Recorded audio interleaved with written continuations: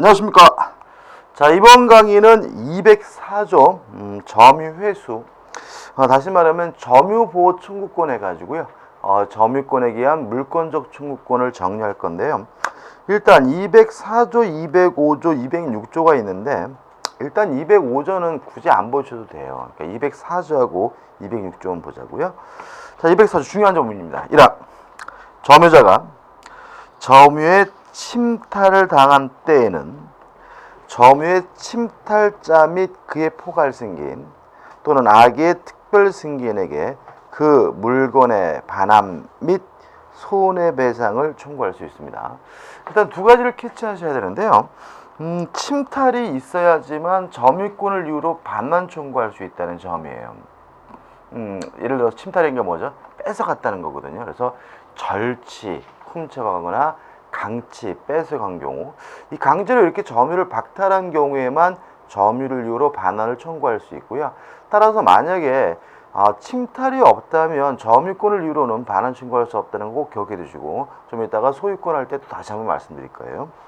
그 다음에 또 두 번째 주의할 것은 반환 및 손해의 배상을 청구할 수 있습니다. 따라서 반환도 청구하고 더불어서 무엇도 청구하는 거죠? 손해배상도 청구한다고 일단 기억하시고, 그 다음에 이항 보시면 점유물의 반환 청구권은 침탈자의 선유 특별 승계인에 대해서는 행사하지 못해요. 그래서 제가 1항에 가로에 넣어놨지만 선유의 특별 승계인에게만 청구하지 못하니까 상속인과 같은 포괄 승계인에게도 청구할 수 있고요. 또 선유 특별 승계인에게 행사하지 못하니까 악의 특별 승계인에게도 뭐 할 수 있죠? 행사할 수 있다는 거 꼭 기억해 두시고요. 3번, 점유물 반환 청구권은 침탈 당한 날로부터 1년 내에 행사해야 합니다. 자, 일단 점유권에 기한 반환 청구권의 행사 기간의 제한이 있죠? 1년이에요. 그럼 여기서 의문이 좀 생겨야죠. 아니, 물권적 청구권은 소멸시효 걸리지 않아서 10년, 20년, 30년이 지나도 행사할 수가 있는데 왜 점유권에 기한 반환 청구권, 점유권에 기한 물권적 청구권은 1년 동안만 행사할 수 있느냐? 이건데 원래는 인정할 수가 없는 권리입니다. 다시 말하면 점유권이라는 것은 사실상 지배하고 있어야 인정되는 권리예요.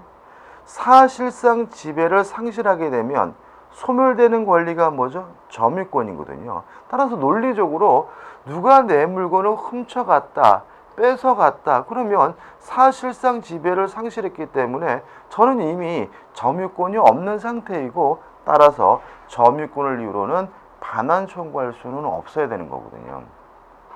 그래서 원래는 안 되는 거지만 예외적으로 특별히 인정되는 것이기 때문에 행사기간이 대단히 짧아요. 몇 년 동안만요? 1년 동안만 행사할 수 있어요. 자, 1년의 이 행사기간의 법적 성질은 소멸시효가 아니라 제척기간으로 이해한다는 거 꼭 기억해 두시고요. 그 다음 메모할 것은 밑에다가 출소기간이다. 다시 말하면 1년이라는 이 기간 동안 소송을 제기할 수 있는 기간으로 이해합니다. 참고로 우리 시험 범위 안에서 출소 기간인 건 얘 하나예요. 그래서 요 점유권에 기한 반환 청구권은 1년 동안만 행사할 수 있다. 요거만 출소 기간이고 나머지 모든 기간은 다 뭐가 아니에요? 출소 기간이 아니라는 것도 기억해 두시면 문제 풀 때 편합니다. 205조는 한번 읽어보세요. 안 할 거예요. 그죠? 206조.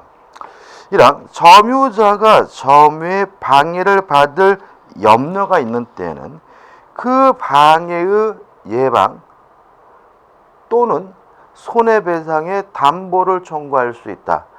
또는이죠. 그래서 아까 우리가 반환 청구의 경우에는 반환 및 손해배상의 청구예요. 둘 다 하는 거예요.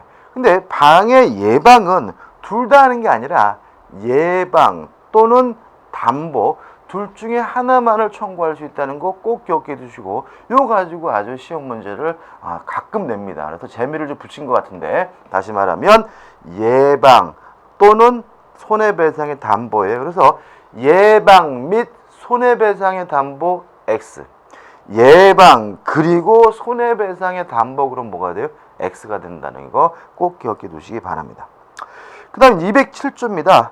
간접 점유자도 점유자입니다. 따라서 점유 보호 청구권을 행사할 수 있겠죠. 그게 1항이야. 1항. 전 3조의 청구권, 즉 점유 보호 청구권은 제 194조 규정에 의한 간접 점유자도 이를 행사할 수 있다. 따라서 간접 점유자도 자신의 점유권을 이유로 반환 청구할 수도 있고 방해 제거, 방해 예방도 청구할 수 있어요. 여기서 좀 생각해 볼 게 있어요. 자, 한번 예를 들어 볼게요.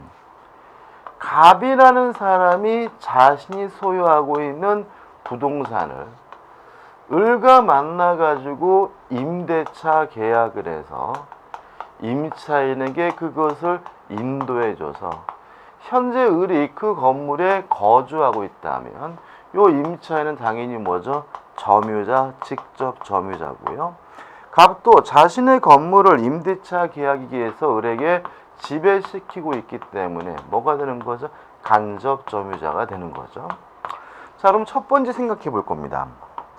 일단 요 하나의 물건에 두 사람에게 점유권이 있다면 두 사람의 점유권이 충돌하게 된다는 점이에요. 첫째, 을의 점유권, 직접 점유자의 점유권이 더 세다. 따라서 을은 자신의 점유권을 갑에게 행사할 수가 있지만 갑은 자신의 점유권을 을에게는 뭐하지 못해요? 행사하지 못하는 거죠. 따라서 갑은 간접 점유자로서 점유 보호 청구권이 인정되더라고 직접 점유자에게는 행사하지 못하고 누구한테만요? 제3자에게만 행사하는 거예요.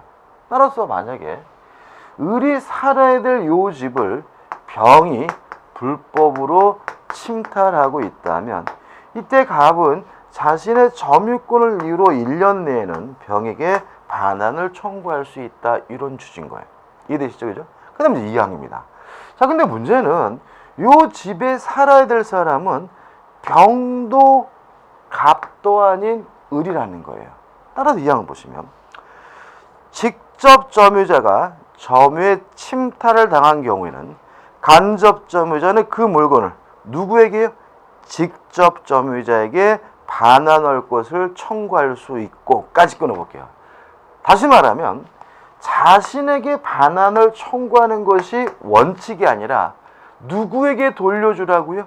직접 점유자에게 돌려주라는 형태의 반환 청구해야 된다는 것이 우리 민법의 태도예요. 이게 원칙인 거예요. 꼭 그러느냐? 그건 아니다.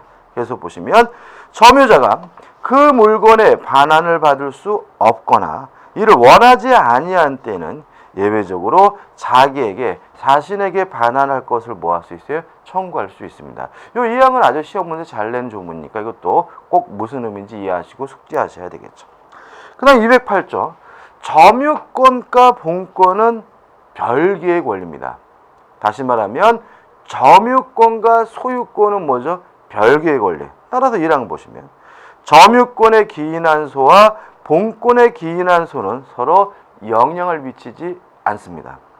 또한 점유권과 소유권, 본권은 전혀 별개의 권리이기 때문에 2항을 보시면 점유권에 기인한 소는 본권에 관한 이유로 뭐 하지 못해요? 재판하지 못한다라고 규정을 두고 있는 거죠. 그래서 문제를 풀 때도 여러분들이 2항을 생각해 보세요.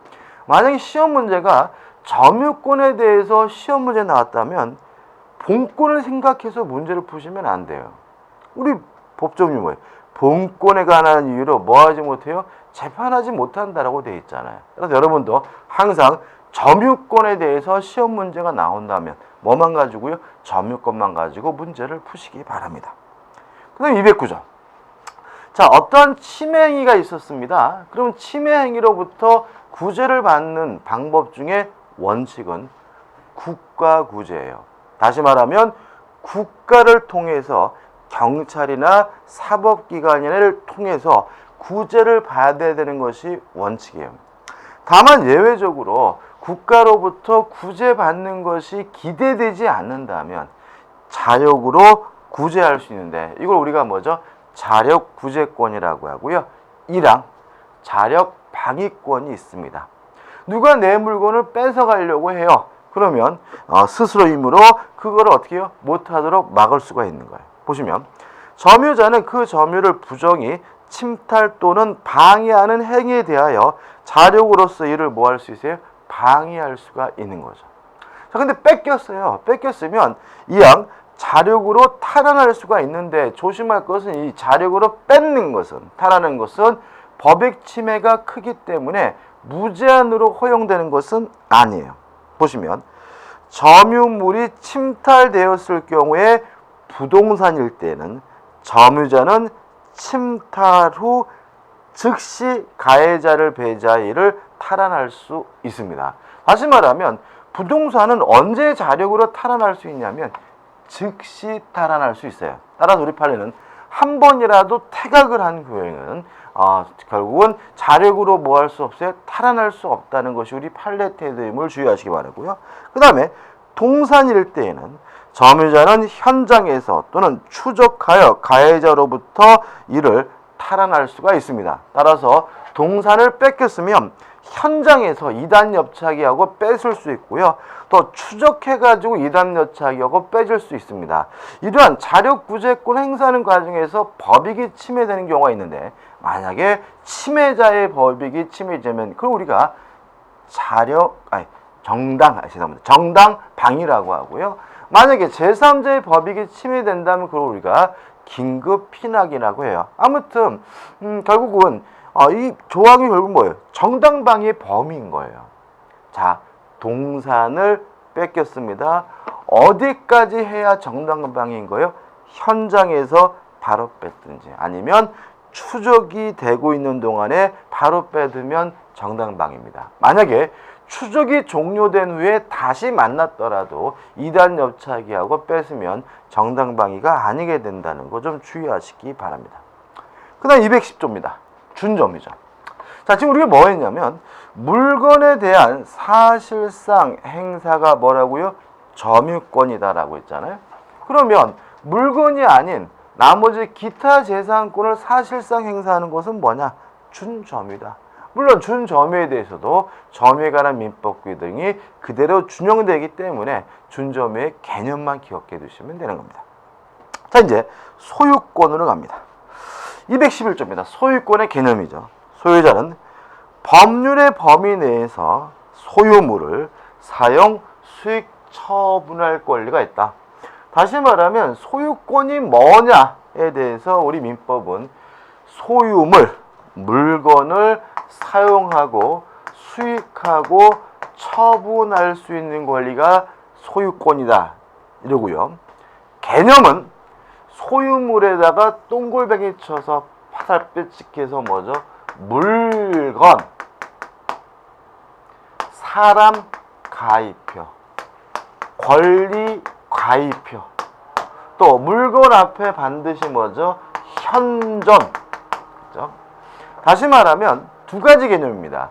소유권의 객체는 물건에 한합니다. 물론 사람은 객체될 수 없겠죠. 주의하실 것은 권리도 객체가 될 수가 없습니다. 우리가 어느 순간상 나는 채권을 소유하고 있는 사람이야, 나는 임차권을 소유하고 있는 사람이야, 뭐 이런 말을 쓰다 보니까 자꾸 이 권리도 채권, 임차권, 전세권과 같은 권리도 소유권의 객체로 오해하는 경향이 있기 때문에 은근히 시험 문제 잘 내요. 소유권의 객체는 동산과 부동산과 같은 물건에 한합니다. 권리나 사람은 소유권의 객체가 될 수가 없습니다. 그 다음 두 번째, 반드시 현존해야 됩니다. 따라서 현존하지 않는 물건에 대한 소유권은 존재할 수가 없는 거예요. 예를 들어서 제가 아파트를 분양받았어요. 매매 계약한 건데 아파트가 아직 없어요. 그래도 그 아파트에 대한 매매 계약은 유효하지만 그 아파트에 대한 소유권을 취득하려면 반드시 그 아파트가 어떻게 해요? 있어야 되는 거예요. 따라서 소유권의 객체가 되는 그 물건은 반드시 뭐 해야 돼요? 현존하는 물건이어야 되고요. 미래의 물건에 대해서는 소유권이 성립할 수 없다는 것도 음뜻 기억 안 해두시면 헷갈릴 수가 있으니까 꼭 기억해 두시기 바랍니다. 다음 212조입니다. 토지 소유권은 정당한 이익이 있는 범위 내에서 토지의 상하에 미칩니다. 땅 속에도 미치고 공중에도 미쳐요. 어디까지요? 정당한 이익이 미치는 범위 안에서. 따라서 그 정당한 이익이 미치는 범위 아니라면 땅 속에 있는 거는 땅 주인 거예요. 소유권의 내용인 거예요. 따라서 땅 속에 있는 온천수는 소유권의 내용입니다. 온천권이라는 건 존재할 수가 없어요. 법적으로는. 생각해보세요. 제가 이 아파트 건물에 대한 소유권이 있습니다. 그러면 그 안에 안방도 있고 건너방도 있고 화장실도 있잖아요. 화장실권이라는 거 있어요? 건너방권이라는 거 있습니까? 그런 건 없는 거예요. 왜냐하면 아파트 건물을 구성하고 있는 뭐예요? 구성 분자이고 건물 소유권의 내용인 거거든요.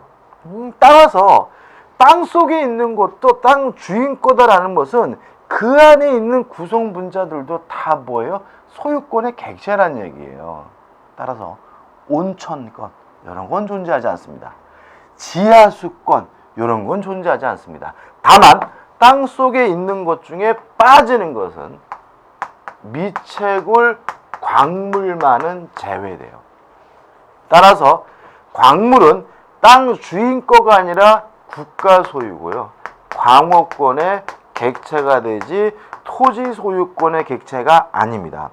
따라서 토지 소유권과 광업권은 혼동되지 않습니다. 왜냐하면 그 객체를 달리하기 때문에 뭐가 되잖아요? 충족되지 않는 거죠. 그래서 우리가 혼동할 때 점유권과 광업권은 혼동으로 소멸하지 않는다 해서 광업권이 혼동으로 소멸되지 않는 이유가 여기에서 나타나게 되니까 좀 기억해 두시기 바랍니다. 그 다음 이제 216조부터 이제 상린관계에 관한 민법 규정들이 나오고 있는데 첫 번째가 뭐냐면 인지 사용 청구권이에요.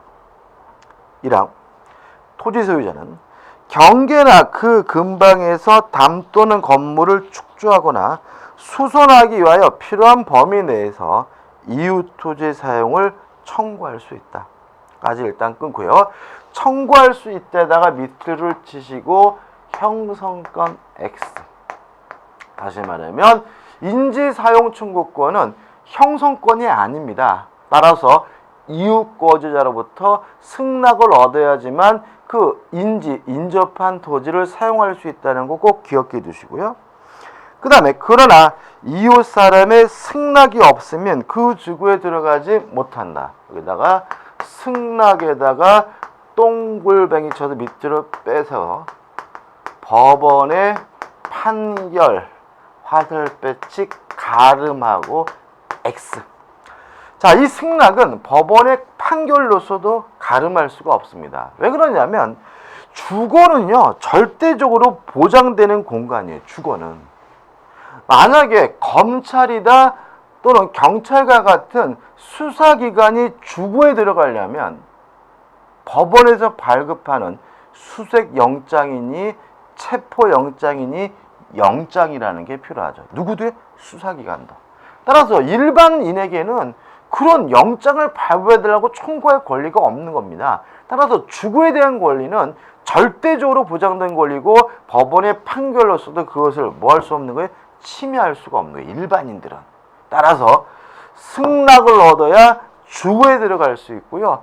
그 승낙을 법원의 판결으로 뭐 할 수 없습니까? 가름할 수 없다, 대신할 수 없다는 거 기억해 두시고 따라서 그쪽에서 싫다 인간아 못 들어온다라고 거부한다면 들어갈 방법이 없다는 것도 좀 생각해 보시기 바랍니다. 217조입니다. 매연 등에 의한 인지에 대한 생활방해 금지예요. 일단 이걸 우리가 생활방해 금지 또는 임미시온이라고 하는데요. 일단 기본적으로 생활을 방해하는 행위가 금지된다는 취지겠죠. 근데요, 생활 방해하는 행위에 대해서 이웃거주자는 기본적으로 참아줘야 돼. 옆집에서 부부싸움 시작했어요. 새벽 2시에. 자다가 깨서 신경질 나요. 뭐 해야 되는 거예요? 참아야 되는 거죠. 그럼 뭐가 금지가 되느냐? 참을 만한 정도가 초과됐을 때, 인용할 수 있는 정도가 초과됐을 때, 그때 비로소 뭐가 되는 거예요? 금지가 되는 거예요. 보시면 1항 토지 소유자는 매연, 열기체, 액체, 음향, 진동, 기타 유사한 것으로 이웃 토지 사용을 방해하거나 이웃거지 생활에 고통을 주지 아니하도록 적당한 조처를 할 의무가 있다. 이항 이웃거지자는 전항의 사태가 이웃토지의 통상의 용도에 적당한 것인 때에는 이를 인용할 의무가 있다. 받아들일 의무가 있다라고 되어 있으니까 모든 생활 방해 행위가 다 금지되는 것이 아니라 인용할 정도를 초과하는 경우에 그때 비로소 금지가 된다는 거 기억해 두시기 바랍니다. 솔직히 이게 우리가 요새 한참 말이 많은 층간 소음 문제를 해결하는 규정인 거죠. 근데 이게 너무 추상적이다 보니까 특별법 등이 새로 요새 최근에 많이 만들어졌단 말이에요. 그래서 의미가 없는 규정이 되어 있긴 하지만 그래도 좀 기억해 두시기 바랍니다. 간단하죠. 생활 방해 행위는 무조건 금지되는 것이 아니라 참을 만한 정도를 초과해야 그때 비로소 금지되게 됨을 잊지 마시기 바랍니다. 그 다음 이제 219조죠. 주의토지 통행권이 나옵니다. 1화 어느 토지와 공로 사이에 그 토지 용도에 필요한 통로가 없는 경우에 그 토지 소유자는 주의 토지를 통행 또는 통행할 수 있고 필요한 경우에는 통로를 개설할 수가 있다. 까지입니다. 말이 좀 문맥이 좀 안 맞아요. 솔직히 이게 독일 말을 번역해서 그런 것 같은데 일단 말 그대로 주의 토지를 통행할 수 있는 권리예요. 언제 인정되느냐? 지금 읽어본 후단 보시면 공로에 출입할 수 없거나 과다한 비용이 들 때 인정이 돼요. 일단 출입할 수 없어야 돼요. 출입하는 것이 뭐해야 돼요? 불가능해야 되기 때문에 정도 편리하다, 지름길이다 이런 이유만으로는 주의토지 통행권이 인정되지 않고요. 불가능해야 되기 때문에 나중에라도 길이 만들어지게 되면 기존의 주의토지 통행권은 뭘 해야 돼요? 소멸하게 되는 거죠. 그 다음에 계속. 그러나 이로 인한 손해가 가장 적은 장소와 방법을 선택해야 된다. 따라서 장소 어디로 다니라고요? 손해가 가장 적은 장소. 방법 어떻게 다니라고요? 손해가 가장 적은 방법으로 통행하라고 규정하라고 했죠. 다만 문제 우리 민법이 도로폭 그 범위에 대해서는 아무 규정이 없는데 메모하셔야 되겠죠. 범위에 대해서는 우리 판례는 현재 그 토지의 용도를 기준으로 해서 실질적으로 판단해야 된다는 것이 우리 판례 입장입니다. 두 가지입니다. 현재 토지의 용도를 기준으로 실질적으로 판단하기 때문에 건축법의 형식상의 도로표 규정은 적용되지 않습니다. 또 현재 용도만을 기준으로 하기 때문에 미래 용도는 고려하지 않습니다. 오로지 뭐만 가지고요? 현재 용도만 가지고 그 도로폭이 결정됩니다. 이항 전항의 통행권자는 통행지 소유자의 손해를 보상해야 된다. 따라서 원칙적으로 주의 토지를 통행할 수 있는 대신 뭐는 해줘야 돼요? 손해는 보상해 줘야 되는 거죠. 꼭 그러느냐? 아니다. 220조입니다. 1항 분할로 인하여 공로에 통하지 못하는 토지가 있는 때에는 그 토지 소유자는 공로에 출입하기 위하여 다른 분할자의 토지를 통행할 수 있다. 이 경우에는 보상의 의무가 없다. 이항 전항의 규정은 토지 소유자 그 토지 일부를 양도한 경우에도 뭐죠? 준용한다라고 되어 있거든요. 그럼 합치면 이렇게 되는 거죠. 토지 분할로 인해서 맹지가 되나 일부 양도로 인해서 맹지가 되면 보상할 필요가 없는 거고요. 이걸 특별히 우리가 뭐라 하느냐면 무상주의 토지통행권이라고 합니다. 220조 타이틀 옆에다가 화살표 찍 해가지고 이걸 적어놔야 돼요. 직접 당사자 간에만 만자 중요하죠. 적용. 다시 말하면 요 220조는 직접 분할의 당사자 간에만 적용된대요. 직접 일부 양도의 당사자 간에만 적용된대요. 따라서 요 토지를 사가지고 들어오는 다른 특별승계에게는 적용되지 않는다는 것도 꼭 지문으로 잘 나오니까 꼭 기억해 두셔야 되겠죠. 240조입니다. 수지 목근의 제거권인데 수지라는 말은 뭐죠? 나뭇가지. 목근이라는 것은 뭐예요? 나무 뿌리를 말하는데 1항과 2항과 3항입니다. 그죠? 자, 기억해 두셔야 되는데. 첫째, 1항. 나무 가지가 옆집에서 넘어왔어요. 그럼 1항. 먼저 잘라달라고 뭐 할 수 있습니까? 청구할 수 있습니다. 다만 2항. 잘라달라고 요구했는데도 불구하고 잘라주질 않으면 이때는 그 가지를 뭐 할 수 있습니까? 제거할 수 있습니다. 3항. 나무 뿌리가 넘어온 경우에는 그냥 발견 즉시 바로바로 뭐 할 수 있어요? 제거할 수 있습니다. 이거는 뭐 재밌어서 그런지 잘 나오니까 기억해 두십시오. 그죠?